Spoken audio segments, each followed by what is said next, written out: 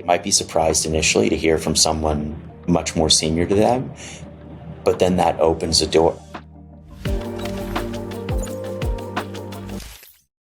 Do you have any insight or advice on dealing with those first, let's just say, couple months, for lack of a better time frame, where you can't just bring someone on day one and like fully and totally 100% trust them? The trust is built through the act of delivering. So how do you get through that initial stage from new relationship to trust? Many people that you interact with are going to have different styles.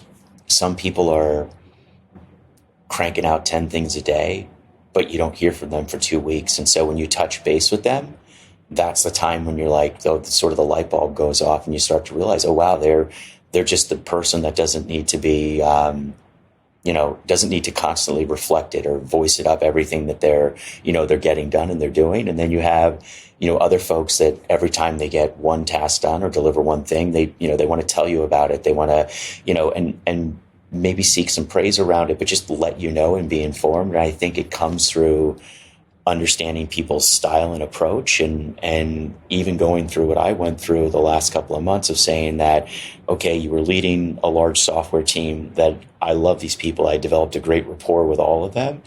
And here's a brand new team. And so, yeah, naturally I'm going through that phase now of, and it's not like they're new here. Some of them have been seasoned and been here a while. Some have only been here a couple of years. But it does just take time to get to understand everybody's, style and approach. And you figure out where, you need to lean in a little bit more with others, or, be that person that proactively, checks in or proactively offer help. It's going to vary based on the people. Do you have a formal way to set an expectation? I'll give you an example. Some people, a couple years ago, I heard about this concept of a manager readme, right? Where essentially when new members join the team, the manager says, this is what I'm expecting. This is how I operate. This is how I think. I find that I've never put that, well, I put it together as an exercise. I've never used it consistently. I more so, because my company is smaller and we're less than 20 people, I just have strong relationships with each individual. And, I understand that obviously that's not scalable to the 30,000 people, but right now it works. Do you have any sort of system that you use, or is it just being close to people and getting to know them? I think it's being close to people. It's creating space and time to touch base. It's creating space and time to have skip levels or double skip levels and meet different people across the organization.